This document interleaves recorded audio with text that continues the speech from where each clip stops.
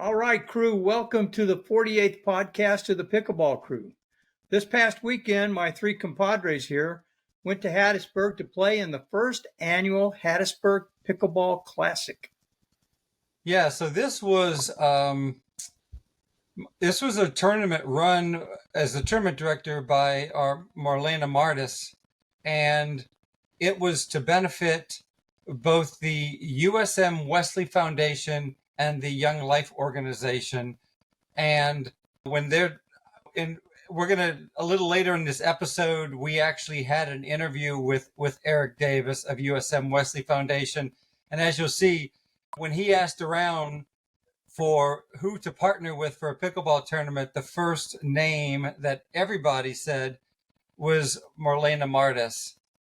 And I got to tell you, she drew in the people because she knows how to run a pickleball tournament. And when you have pickleball people running a pickleball tournament, you're going to pull in the best from all over the area. So they had almost 300 people participate in this tournament, a 2.5 day tournament. It was Friday night as well. And we were, the 3 or 4 of us were there and really just had a great time. What did you guys think overall?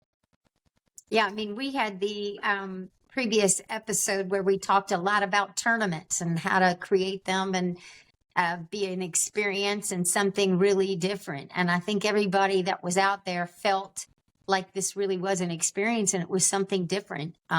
Both organizations were very heavily represented. The college students were everywhere. They were the court monitors and the court runners. And you really got to know some of the faces around. Music.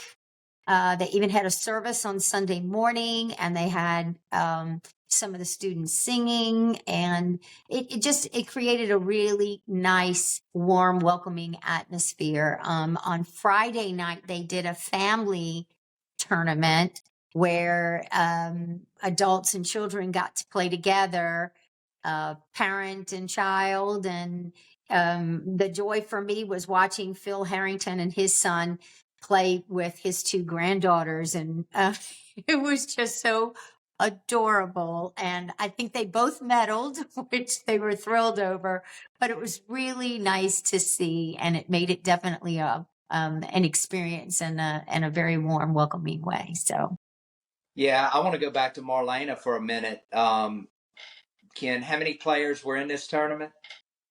About 290 from the website were registered.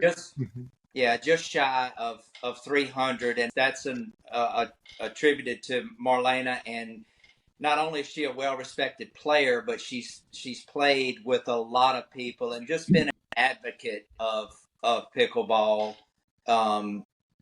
So, and then on top of that, just to put on such a good tournament, the food was really good. They had food both days, a different deal each day. And I talked to several different people, and for the most part, everybody's experience was really, really good at the tournament. I got to tell you one thing. Right now, with the state of pickleball courts that both indoor and outdoor with permanent net are opening up, everybody's getting spoiled about playing on permanent courts with permanent nets. And when you can have a local tournament and pull nearly 300 people in, and the whole tournament is played on temporary nets, that tells you that your tournament director is part of the draw, a big part of the draw. The facility was, what was it, 10, 12 tennis courts, where they put 2 pickleball courts on each tennis court, basically.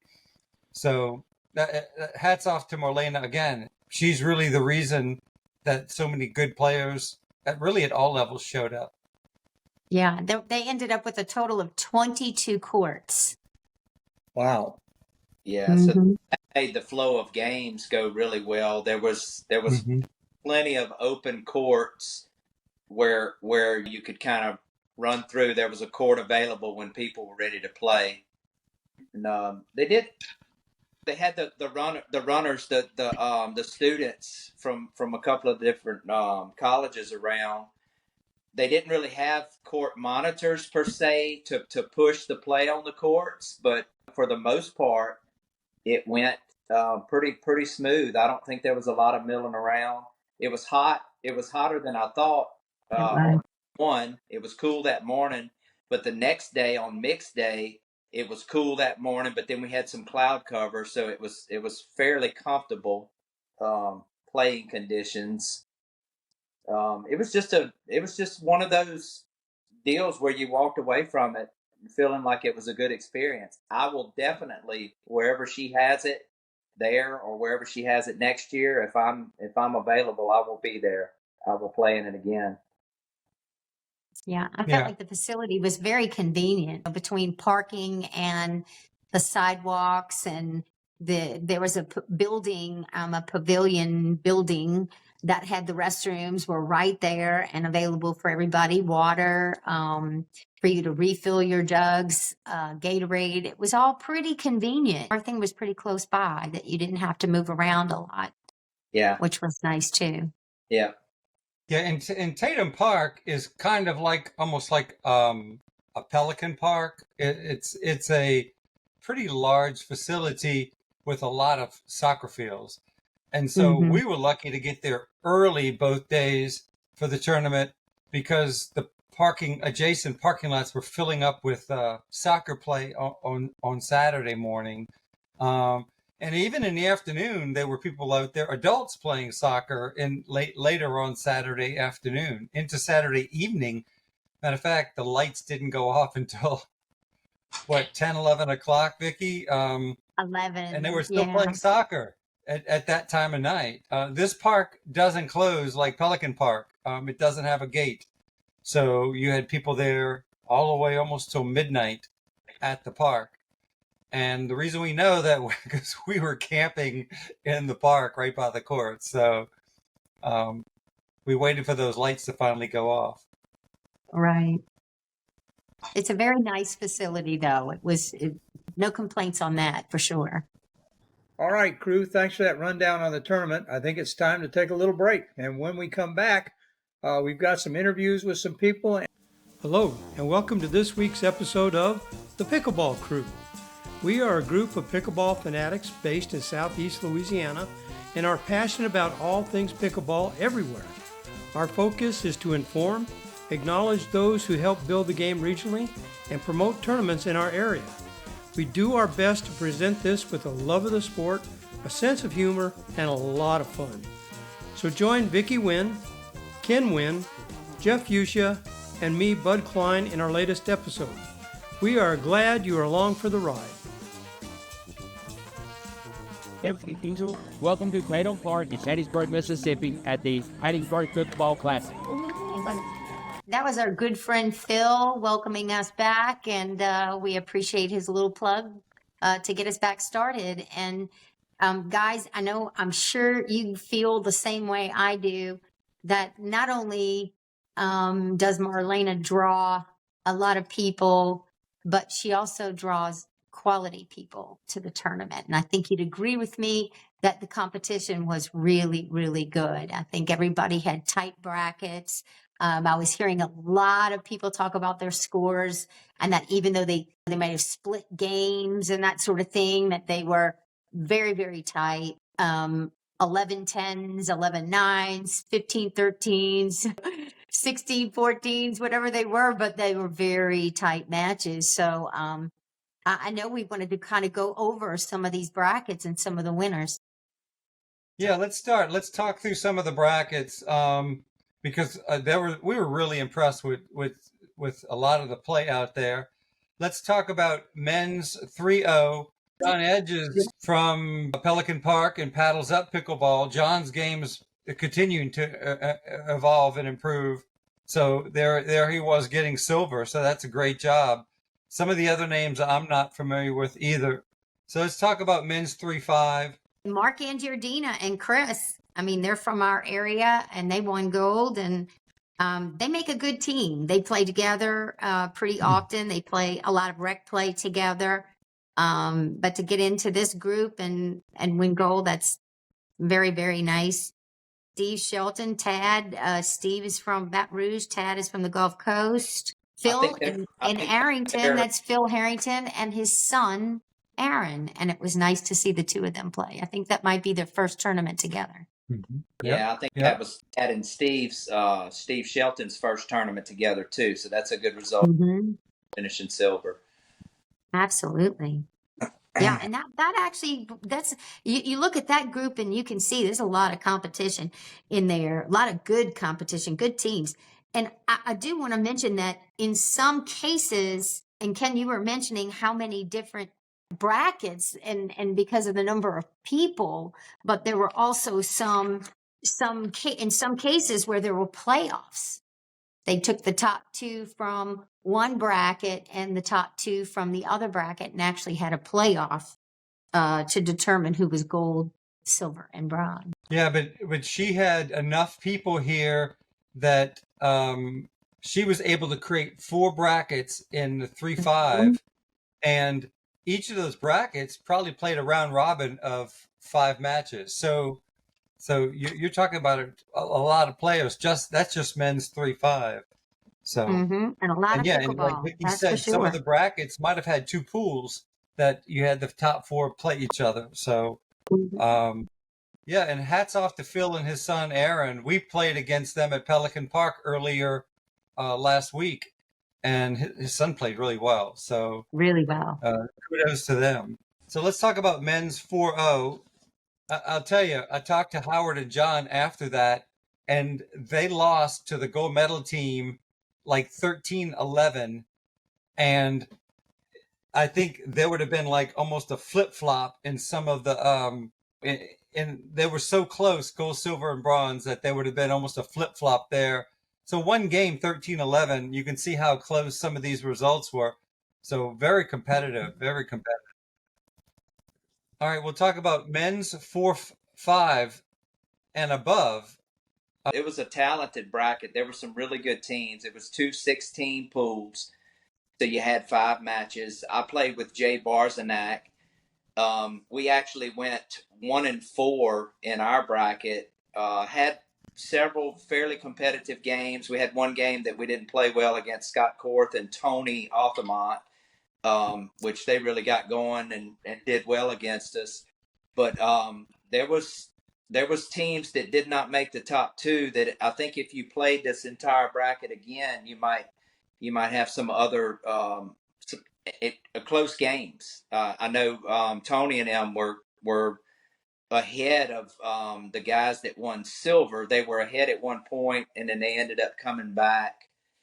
The top guys, Steven Stedelman and Joseph Schmidt, I played against both of them, which I played with and against Steven before. He played on an MLP team with me. Steven is a very crafty lefty, and Joseph is like just got really good ground strokes. They both hit the right shots. Definitely deserving of gold in a tough bracket. The second and third place teams were really good also, and that could have went either way. Well, I got to tell you, we watched a lot of the matches, and it was a tough bracket. I mean, for Scott Korth and Tony Altamont not to make it to the medal stand, that's 2 great players. So I know you guys had a lot of good competition.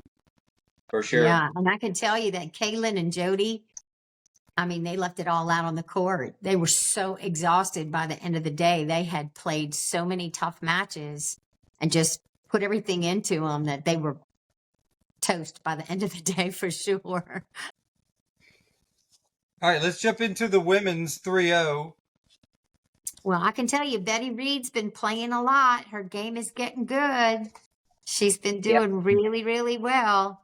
And for her to come out with gold, that's just terrific. Really, really proud of her.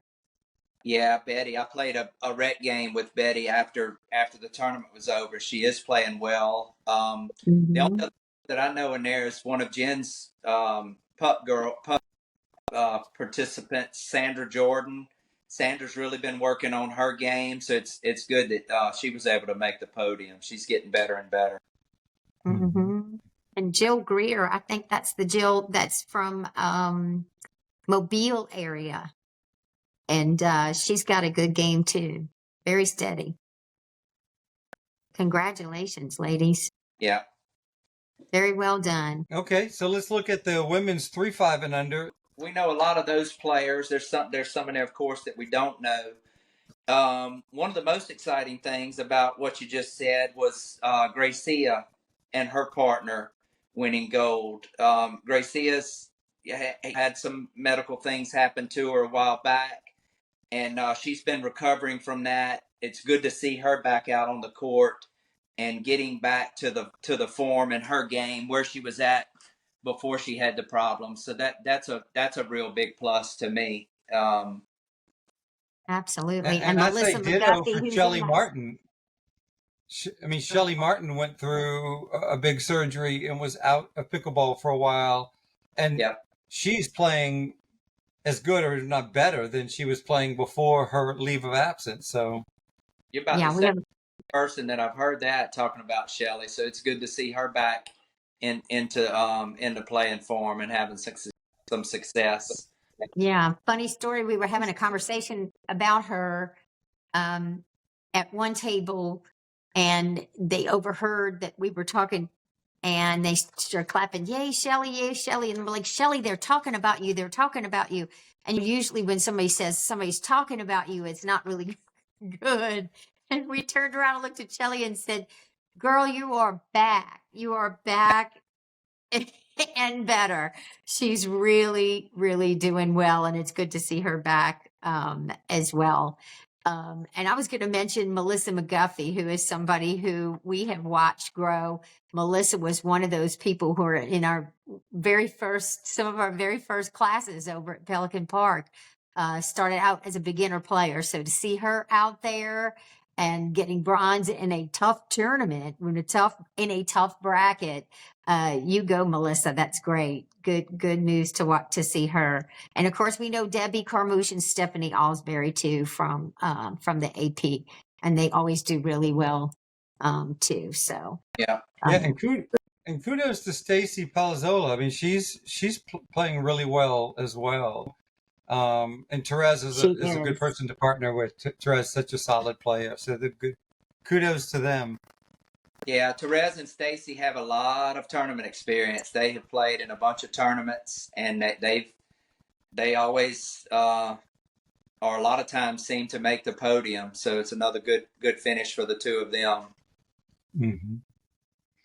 All right, let's jump into women's doubles 4-0, 5-49. And again, I apologize pronouncing some of these names. Maddie Scharfenstein and Vicki Wynn is bronze. Vicki Wynn? Vicki Wynn. I think it's Wynn. Wynn. Yeah, I think I pronounced that right. Vicki, what was some of your takes from the bracket you played in? Well, and I had asked to be registered with the 3 and 4 year olds, but somehow I ended up with the 5-year-old, the 49-year-old.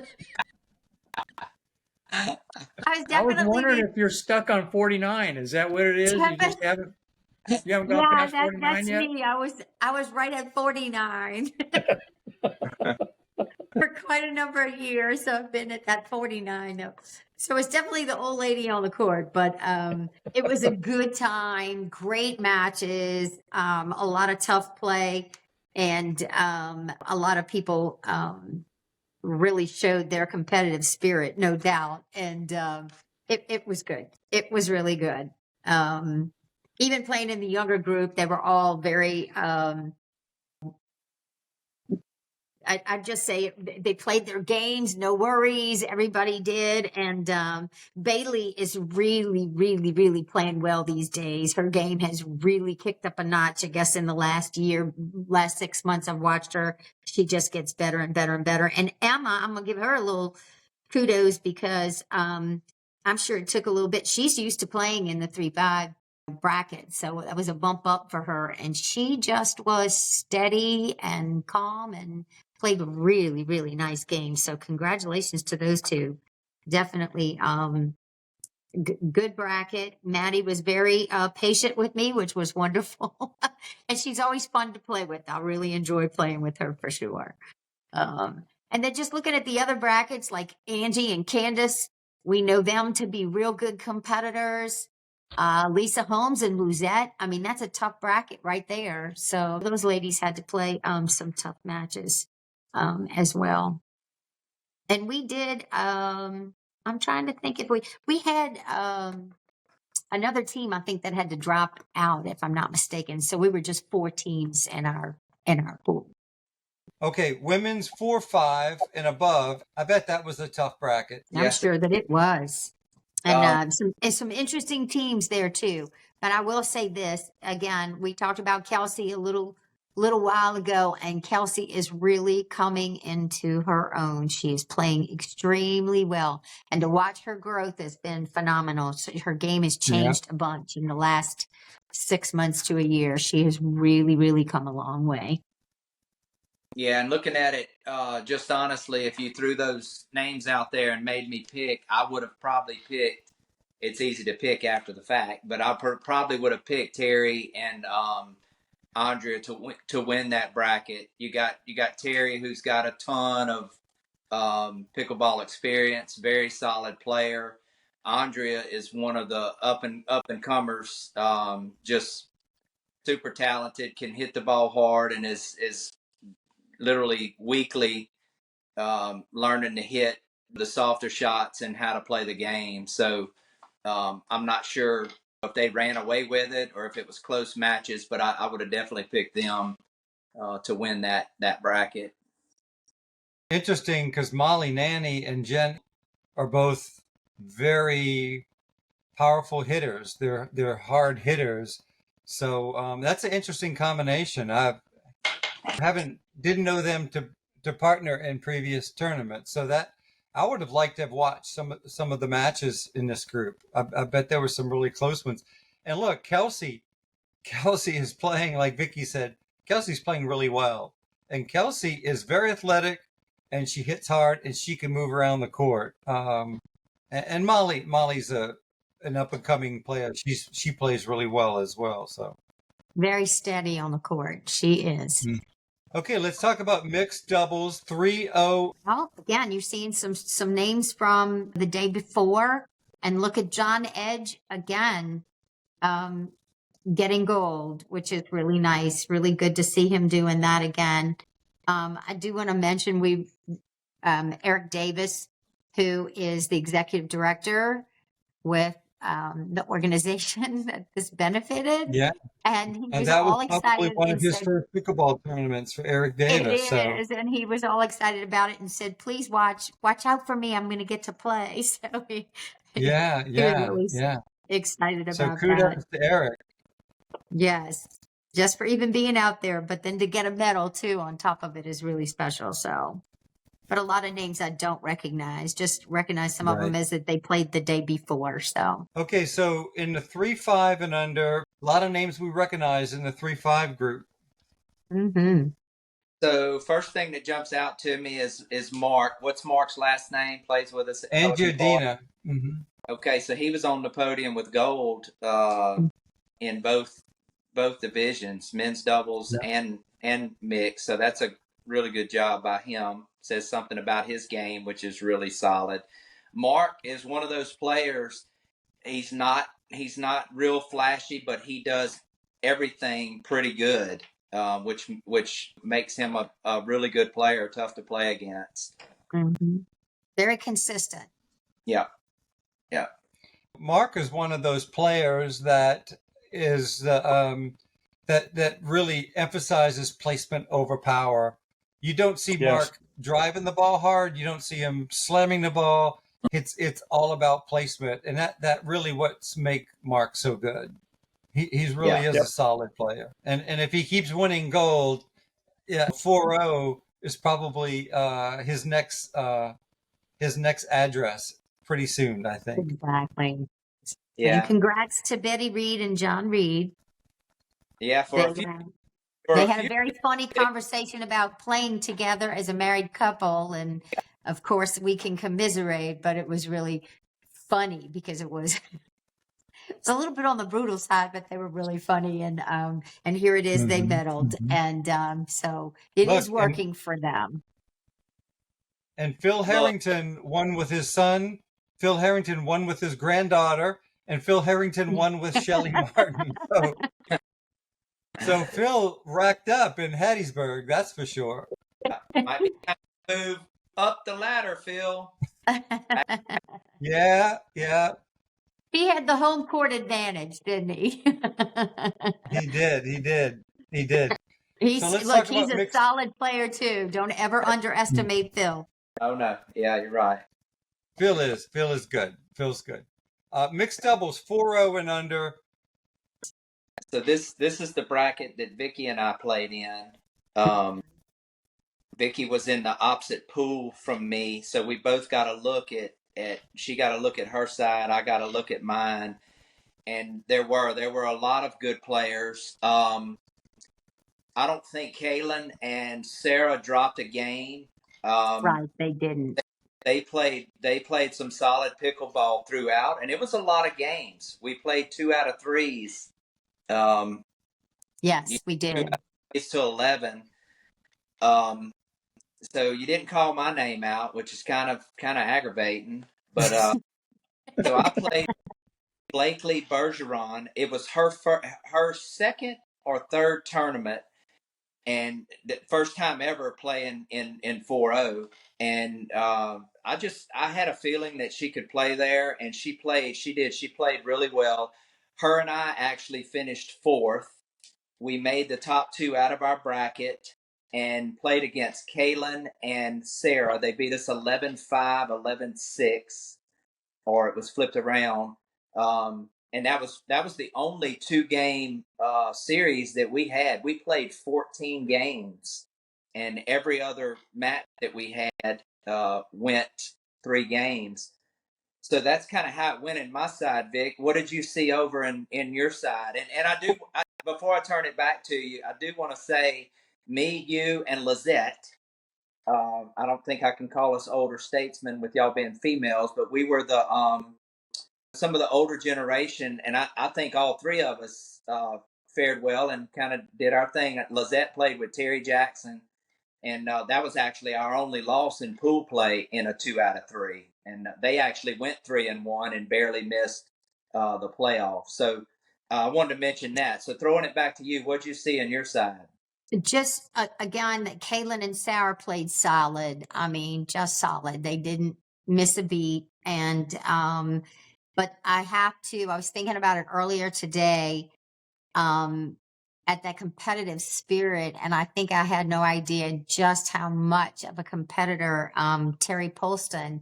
He never gave up on anything. He and Kelsey just hung in there when they were struggling or playing against Kaylin and Sarah. It was kind of one of those things where you could see they were really digging deep and just kept going and going and going. And we had a really good match against them, Terry and Kelsey. Again, she's just playing really, really well. I had a partner that I didn't really know, first time playing with him. And I think this might've been his 3rd, tournament that he ever played. He played really well, and he was easygoing, really good to play with. He was always whatever you thought maybe would help or something. He was willing to try anything and everything. And he had some really nice shots. And we hung in there, but it was kind of nice to see that Kaylin and Sarah took it all, and that Terry, I'm mostly proud because Terry and Kelsey really fought their way there. And they were just really, really good competitors. So all good matches though, fun to watch. And that young team, even they were fighting hard to get themselves through these matches too. So I think I need to do some running around the block though to keep up with them all. I need to get a new routine. I watched you play several of your matches when I could glance over there, Vicki, and I think you held your own, more than held your own. You did a good job. Thank you. Yeah, I felt good about it. Felt good about how I played. again, fought hard too. So, but a good Yeah, bracket, you and that's your for partner sure. Vicky played really well. I mean, you took game one from Terry and Polston and Kelsey, so that could have Right. gone either way, that match. And for being a blind date, you guys really did do a good job. So Yeah, good we job. did. I enjoyed playing with him very much. Yeah. Okay, so let's close it out with mixed doubles. This is 4.5 and above. Yeah. And fourth place was Jody and Maddie Scarfenstein. They made the playoffs. I guess first thing we need to mention is this, y'all. This mixed, as far as pickleball in our area, it was talent laden, with a lot of older players that have been playing, or several older players that have been a lot of tournament experience. I'm thinking of Tony and Jen right off the bat. They didn't even Hmm. their bracket.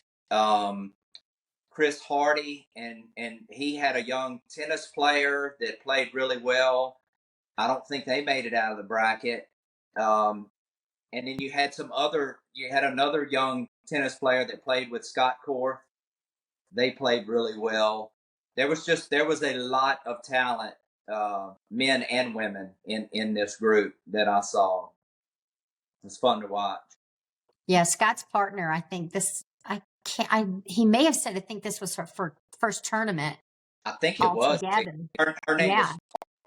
was Carly. Yeah. And Carly, he met Carly just through rec play, I believe. And when he got on the court with her, he told us that he just turned around and looked and said, "Who are you? Where did you come from?" Because she was so good and he was unfamiliar with her. So he was like, "That's it. I've got to get her in a tournament and have to get her looking to play more pickleball." So she definitely very talented. I watched her for a little bit and very impressed with her play. Yeah. Steven Stedelman and Amy Rollins. Steven is a lefty. I look at him and I think crafty lefty. He he comes at you from so many different ways with hard and soft shots, off pace. Just a really good player and can cover the court. Um, Amy Rollins was beside him. Uh, Amy should get a lot of credit. She's been really working hard on her game. Gets a lot of balls back in mixed play. Mhm. Does her job. If you want to see what a lady's supposed to do in mixed play, watch Amy Rollins play. And her play's been good, and she's going on a lot of these good, talented guys players. I wanted to make mention of that. They were fun to watch. Mhm. Um, Moving on up the ladder, getting to the top, you take Evan and Terry Lamperez. They've been playing and practicing together a lot, and Mhm. there's Terry. Kudos to her. She won gold in both divisions, women's doubles and mixed. Terry is a solid player, gets a lot of balls back. But in my opinion, and Ken, you might back this up. I don't know what you thought, but I thought Evan Bradford was the best player in the tournament, Yeah. and Mhm. thought he played that way on the court. What did you think? Yeah, he's deceptive. His shots are deceptive, and he knows what shot to hit when. So Evan won't beat you with power, but Evan is another one placement, and he just knows where to hit the ball to hit to a spot that is either a weakness of yours or it's just out of reach. So kudos to Evan. His game continues to evolve, and and uh, and they Yeah. played really well together. Just a He's few more he's thoughts. one of the smartest players I think I've ever seen. He truly is, and I think he even knows how to read what's coming to him. He can read the other side of the court, what they're doing, how they're moving. He's just a very observant player and very smart and knows exactly how to handle the ball and when he's sending it back. So I agree. I think his play is just incredible. Yeah, so I watched the finals there, and Scott Korth, Steven Stedelman, and Jody Scarfenstein were the three other men on the mixed teams. And I'm telling you guys, those guys played really, really well. But Evan was just a notch ahead of them. And it was really, to me, the difference in because it could have went either way, even with some of the matches. But it just seemed like whenever it was game time or clutch time, there was Evan coming through. Did we make mention that Maddie and Jody were fourth place? I do want to mention that if we didn't. They made the playoffs, and I forget who they battled against, but they were right there in some tough matches. They could have very easily been playing for, could have possibly won bronze or possibly made it and played in the gold medal match. Wow. It's fun watching Maddie and Jody play. They come at you with a lot of drives, and just put a tremendous amount of pressure on you. And it's a fun dynamic watching a father and daughter out there on the court, because they're both very competitive. They have that will to win, and there was several different funny things that happened with them, but they were fun to watch too. So that wraps up tournament results. So it was a lot of fun. It was, again, as we know, there was some great competition, a lot of names that we are familiar with, and some names that from the Hattiesburg area that we may not have been familiar with, but enjoyed watching at all level. Real quick, just a quick suggestion to those running tournaments. That upper, like the 4 or 5 skill level, it was the last thing to finish. I think that should be your showcase, whatever the top level is, and hopefully maybe next time they can move their start times up, where they're playing their finals when a lot of people are still there. There was about, I don't know, 15 or 16 of us there watching the finals, but a lot of people want to see that. I know not everybody wants to see it, but a lot of people want to see that. So just a little something to throw out there for those that are running tournaments. Try to showcase your upper level players and have them playing at prime time when most of the people are there. Mm-hmm. Great suggestion. Mm-hmm. It's easy sitting in the being an armchair quarterback, Vicki. No, but with tournaments, you're always tweaking things and you are always learning. And like we say, tournaments are evolving and changing, and being able to change and try new things is I think is a good thing. I mean, again, we want to have it be more event like and have something that's a good draw. And in a lot of cases, I've watched beginner players, people who we know who are just starting out at the park, and sometimes even some tennis players who come out and play pickleball, and they're really good players. When they see the competition at the 4.550 level, their eyes are just, they're amazed at what they're watching, and they truly do enjoy it. So I do think it is a draw. I think it's a very good point, Jeff. For sure. And when you see that type play, I mean, the first time I ever saw that was 5 years ago, and I watched Robert Kelly and John Breen in a tournament. And I thought, man, I would love to play like they play. That ball was going back and forth so fast, and resets and dink battles. So it's something that especially younger players, they need to see it as soon as possible and aspire to be there. No doubt. When you're in those type matches, man, it is just so much fun when all 4 people kind of get in the zone. And you saw that in these finals at the top. I mean, there was some really good pickleball played. All righty, guys. One of the treats that I had over the weekend is I got to do an interview with Eric Davis, who's the executive director of the USM Wesley Foundation, one of the organizations that the tournament was benefiting. And he has an incredible relationship with all of his college students, and to see his efforts and what he went through to talk about the tournament, have different things for the tournament. It was just really a joy. So why don't we go ahead and play that, Bud? Hey, Bud.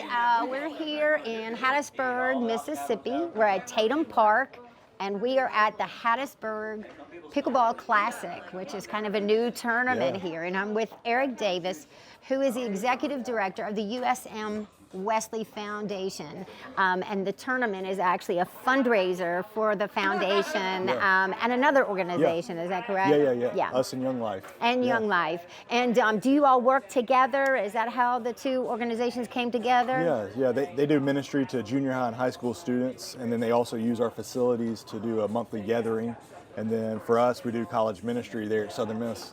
That's great. So can you tell us a little bit about what the Wesley Foundation does and your outreach with the community? Yeah, so the Wesley Foundation is a campus ministry at Southern Miss, and for us, we celebrate 85 years of ministry there, and it's a fun thing to be a part of, and I get to do a lot of, fun things. It's not every day doesn't look the same. And there might be a student that needs somebody to counsel. Someone might walk in and they need they might need food assistance. They might need to know how to navigate college and scholarships, things like that. Like this past January, a mom walked in. She was from Nigeria, and she had just moved in, and she needed X amount to pay the rent, put food on the table. She's a grad student. Husband hasn't gotten here yet. She's pregnant. She's going to have a baby that month. And I'm thinking, how am I going to do this? Right. And just reached out to the Hattiesburg community and said, hey, can we rally around this mom, these families, these children? And it's just fun. And a lot of those players are out here playing pickleball. Oh, that's wonderful. Right. So it's been a lot of fun. We always say what a great community, pickleball community is. But how did the idea of throwing a pickleball tournament show come about? Yeah, that's one thing that's just Rob and I were talking about a year and a half ago maybe. And some pickleball courts were being built near my house, and so I began to get interested myself in what is this game, and so tapped on Rhonda. She is the owner of Kinda Gritty, and it's a specialization in event planning. So tapped on her to come and be a part of it. She said, hey, let's go get somebody that knows pickleball, and pickleball knows. And so Marlena is the one we tapped on, and luckily, we got lucky. And we were very blessed by Marlena. And as we were just developing this idea of this tournament here in Hattiesburg, everybody said, oh, Marlena's a part of it? Oh, I'm going to be a part of that. Correct. She's got a good draw. Yeah, and really the Hattiesburg community from Mobile to Mandeville, Baton Rouge, back to Biloxi, Jackson, they all know Marlena. Y'all know each other. And it's really about what the Wesley is about in terms of relationships. And so we know that relationships are what drive for us, our ministry. If we know a student that's a freshman, a grad student, if we know them, we have that strong relationship with them, we can serve them well. And so that's what life is about. That's great. Great. I want to introduce you guys to one of our students, Katie. Hi, Katie. Nice to have you. So Katie Hendricks is a sophomore. We met her as a freshman, and she's one of our leaders. And she's a part of basically doing public relations, what you guys are doing here, letting the word and the news about what we do, getting it out. That's right. That's great. Well, we're happy to have you. So feel free to chime in with anything, okay? As I'm asking questions. This was her first pickleball ever. Oh, wow, seeing it. I started playing Sunday and played today. Oh, that's great. That's wonderful. So you played today. That's great. So you had a good time, I bet. I did have a great time. Good. That's what's most important. Yes, good deal. So you guys did some really different things with this tournament, and one of them was on Friday night. Maybe you can tell us a little bit about that. It was more family-oriented as opposed to being so fierce, competitive. One of the joys for me was watching Phil and his son with his two granddaughters playing, little bitty ones playing, and they were having such a good time. How did that idea come about and including that as part of the event? And Phil was playing with his granddaughter, and then one of our Wesley supporters, her granddaughter wanted to play, and she said, I want to play. And so we were like, hey, how do we get her in the game last minute, get her signed up? Is she going to be able to play anybody? And they had a great time. That's wonderful. They made that memory, and that's what that's what we really wanted to do. So Friday night was a family night. Moms, dads, grandparents would come and play with their little ones, show them this game of pickleball, that's a friendly family atmosphere, and let them make some good memories. So Right, yeah, right. we That's loved it. wonderful. That's awesome. So it was Friday night was that part. Then today, which is Saturday, we've got gender doubles, and tomorrow is going to start mixed doubles. But I thought maybe you could spend a little minute and tell us also about something really different that you guys did, Yeah. and that is these beautiful awards. This is Yes. very unusual, and they're just gorgeous, and I think everybody's enjoying having something a little bit different. Yeah. So maybe you can tell us how that came about. And Rhonda brought that idea to us to bring in the ARC, which is a organization here in town. It's a nonprofit that serves the community with disabilities, and so they serve Monday through Friday and in between and everything.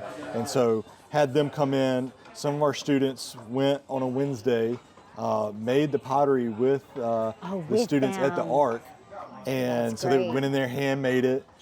Put the stamps on there, they worked together, and then we came back about 2 weeks later, painted those, had those put into the kiln, and I mean, that's what we have. Wow. So really kind of reaching out to other nonprofits in the community that are doing ministry to other individuals and just build a good relationship. Right, Yeah. right. What a good, beautiful, coordinated effort that Yeah. bringing in so many different organizations to come together to pull this off. And Yeah. I don't know if you caught the other one. When you came in, people were dropping off their medals. Yes. Did you see Tell that? us about that. That's Yes. that's another one. So Rhonda, she also brought that idea to extend a little bit of just joy, because there's children that are at the Children's Hospital in Jackson, and they might have been there for a day, a week, or longer. And so people were able to bring their medals from other tournaments, other organizations. Maybe they ran a half marathon, maybe they played a pickleball tournament. So they were able to drop off a medal here. What we're going to do is we're going to take our students, we're going to take those medals and go to the Children's Hospital, take them to those children there and give them to those students, and allow those children to experience a little joy.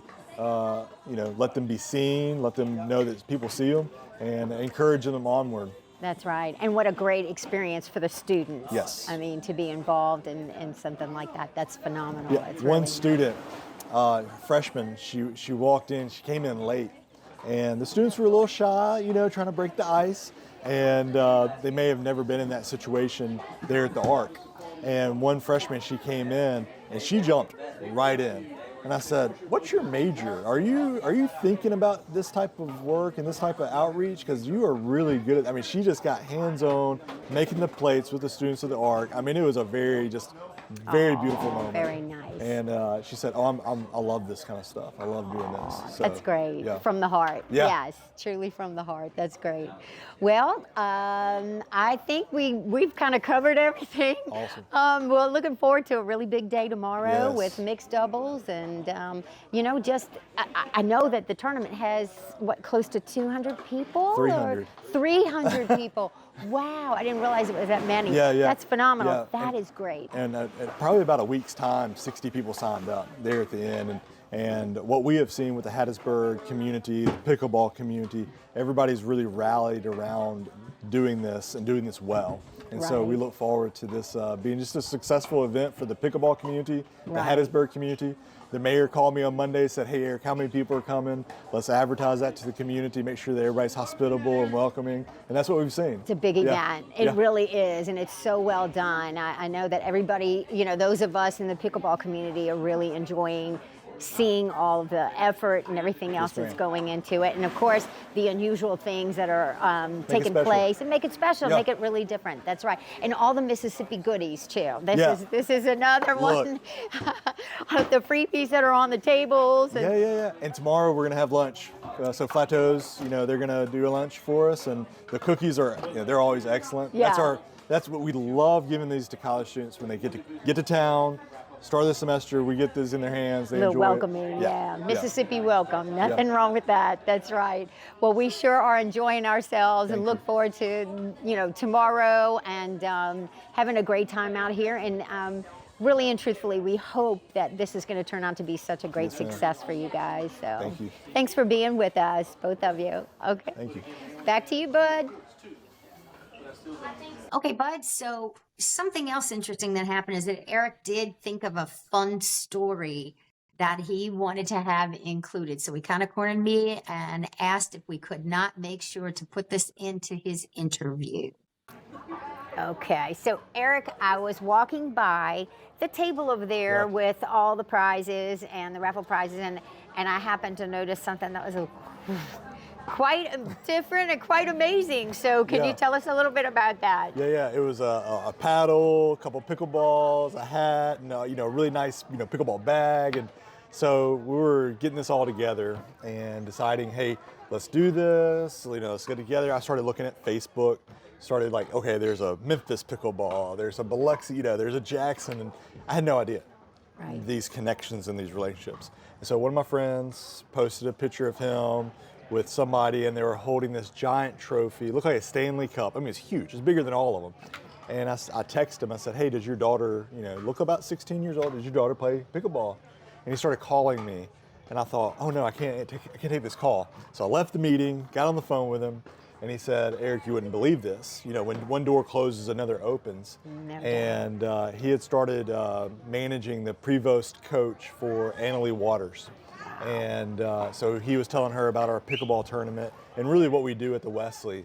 And she decided to help us out. So after her recent tournament, she signed pickleballs, signed hats, signed her paddles she played with, and put those in a big bag. And she said, hey, Scott, get those to the team, get that to the tournament.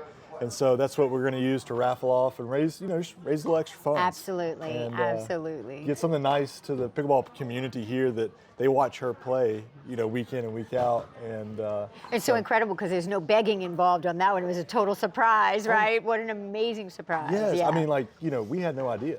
Right. And I didn't know who she was. She didn't know what we did, but heard about it and said, let me help. Right. And good relationships. That's wonderful. Yeah. That's wonderful. Yeah. So, Katie, can I ask you a question? What has being part of the Wesley Foundation meant for you? The Wesley has meant so much to me. I mean, it's just a place where I first started my relationship with Christ. It's just continued to grow and flourish there. And I've just met some of my best friends there. So I've just gotten so many relationships, met so many role models like Eric, Amber.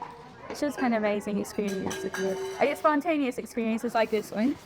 Right, right. That's wonderful. I truly appreciate that. And for young people, I think what you guys do is just really, really amazing. So, Eric, are there any shout outs that you would like to? I ordinarily do a shout out in my segment, but I'm going to let you give any shout outs that you need to. And thank yous for people who have helped you. And we've talked about a little bit of the specialty of what we do here and how we're trying to mix in Wesley, Young Life, the Hattiesburg community through the ARC, or the Mississippi hospital there for the children, and just the specialty. So tomorrow morning we're going to have a sunrise worship service, student led. We're going to gather 7 a.m. before the tournament begins, and Priority One Bank is going to make that happen for us. And very blessed, and allow our students. What we love to do is create a space for students to belong. And so when they walk through our doors, they know they have a community there for them. And so a part of that is people that have the ability to sing a song or play an instrument or direct things and organize and produce things. So tomorrow morning we're going to have some worship. But I really wouldn't. I don't know if this tournament would be really where it is if it wasn't for the Hattiesburg pickleball community helping direct people here. And so one of the things I heard was Richie down at Canebrake Country Club, he's the pro there, and they just had their big tournament, and he was pointing people, hey, get to the Hattiesburg Pickleball Classic. Wonderful. Help it make it possible. And so just a big shout out to the Hattiesburg pickleball community, just really rallying, coming around, and maybe even the Southeast, we have people, I think there's somebody here from California. Wow. And but 10 states, Mandeville, Baton Rouge, maybe even somebody from Mobile, so yes. it's even been Florida. We got Florida. Oh my God. Florida's here, definitely. Yes. That's awesome. That is good. Well, good. Thank Makes you it fun. guys. Absolutely. Thank you. All right, Vicki, those were two great interviews. Thank you very much for those. And now, as always, it's time for Jeff and his Burr Under My Saddle.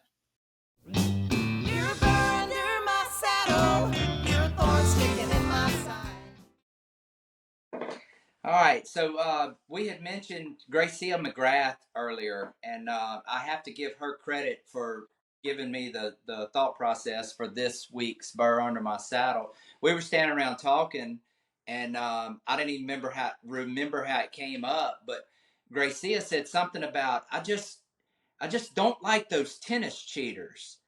And I was like, well, what are you talking about? So she explained it to me, and I'm like, Gracia, you're right. Tennis cheaters, tennis cheaters. Y'all know, and y'all know who you are. And some of them might even be on this show with us. I sit here and I work on my game for 5 years to get to where I'm at, just holding my head above water. Y'all come out in a couple months, y'all are right there playing as good as I am or better. That's cheating. That's cheating. Stop it. Stop it. And then the other thing about that is everybody's always enamored by the tennis player that comes in and they're so good so quick. What about the working class guy, the old blue collar guy? You should be in awe of us that work for years and years and years just to be able to get in a dink battle with somebody or something. I thought it was interesting. It was thought provoking and funny whenever Gracia said that. So I'm gonna let her shine in the credits there at the end. But that's this week's Burr Under My Saddle. All right, Jeff. And as always, that's a great Burr Under My Saddle. And now, Hey, Bud, I've got a shout out. Okay, Bud.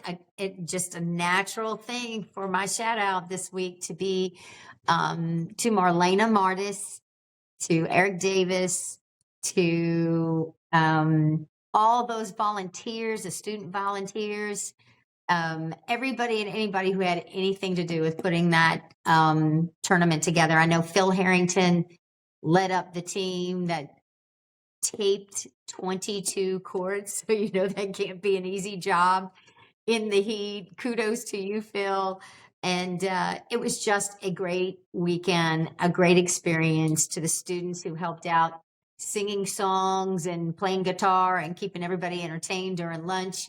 It was a great experience. Marlena, you did a fabulous job, and we look forward to you doing it again. And that's all, Bud. Back to you. all right, thanks, Vicki, for that shout out. And now it's time for Ken and his tournament previews. Hot off the press, it's time for Ken's tournament previews. Hey, thanks, Bud. Let's start with May 3rd through 5th. The club at the township in Ridgeland, Mississippi. Go to pickleballbrackets.com to register. There's over 100 people registered. Registration closes April 26th, so you don't have much time. May 4th and 5th is the ECT Pickleball Tournament in Niceville, Florida. There's a new listing for us. This is an MLP where each team must have 3 males and 1 female, and it's $6,000 in prize money. Send an email to adam@ectmanagement.com. May 11th, Pelican Park. This is the Heart and Soul Pickleball Tournament. Go to globalpickleball.network. Now, this is a fundraiser for the mission of No Heart Left Behind. We have over 70 people registered. Again, go to globalpickleball.network. There's men's and women's doubles in the morning, mixed doubles, and a junior scramble in the afternoon. Registration closes May 1st on this one. We'll also be using the Selkirk Pro S1 pickleball, so we're excited to do that. May 18th and 19th is the State Games of Mississippi at Halls Ferry Park in Vicksburg, Mississippi. Go to pickleballbrackets.com to register. May 18th and 19th is also the Pickle in the Dell. This will be at Crossgates Fitness Center in Slidell, Louisiana. Go to pickleballbrackets.com to register. It's $65 to get into the Crossgates tournament. Also, May 24th through 25th is the pickleball tournament in DeRidder, Louisiana. So text the word pickle to 337-227-6144 to register. We'll put the flyer on the screen as well. Also, May 24th through 27th, this is at Stax. This is the Pickleball Fest, the first annual. and this is in Baton Rouge, Louisiana. So it's a 4-day tournament. Go to globalpickleball.network to register. Let's see. On Friday, May 24th is singles and a social mixer. Saturday, May 25th is women's doubles and men's doubles. Sunday, May 26th is mixed doubles. And finally, Monday, May 27th is the juniors and an MLP. Going to June 31st through July 2nd, the first annual Graywood Golf and Racket Club Pickleball Tournament in Lake Charles, Louisiana. Go to pickleballbrackets.com to register. There's gender doubles, mixed doubles, and singles. There's over 70 people registered, and registration will close May 22nd. June 1st is the Port City Pickleball Tournament in Divine Park in Chickasaw, Alabama. Go to www.port-city-pickleball.com. It's $30 for one division, $45 for two divisions. We're going to put the flyer up on the screen. You can also scan the QR code that'll be on the flyer. Moving to August 8th through 11th is the second annual NOLA Pickle Fest at the Moriel Convention Center in New Orleans, Louisiana. Go to pickleballbrackets.com to register. There's over 220 people registered for this. Moving to September 6th through 8th is the Louisiana State Championship at the New Orleans Hilton in downtown New Orleans. Go to pickleballbrackets.com to register. Finally, in October 4th through 6th, the Louisiana Senior Games. It'll be at the Legacy in Baton Rouge, Louisiana. This is a qualifying year for nationals in Des Moines, Iowa. And finally, October 25th through 27th is the Hollow Wheel Tournament in Baton Rouge, Louisiana. As soon as we get a registration information, which should be coming out shortly, we'll be glad to pass it along. And that's it for a tournament preview. Back to you, Bud. All right, Ken, thanks for those tournament previews. And now, if nobody has anything else, I think it's time to say goodnight. Good night, y'all. Good night. Good night. On the courts. Hey, from the Pickleball crew, thanks for watching, and we'll see you all next week. Well, that's it for this episode. We hope you enjoyed it. Be sure to leave any comments and please like and subscribe to our channel.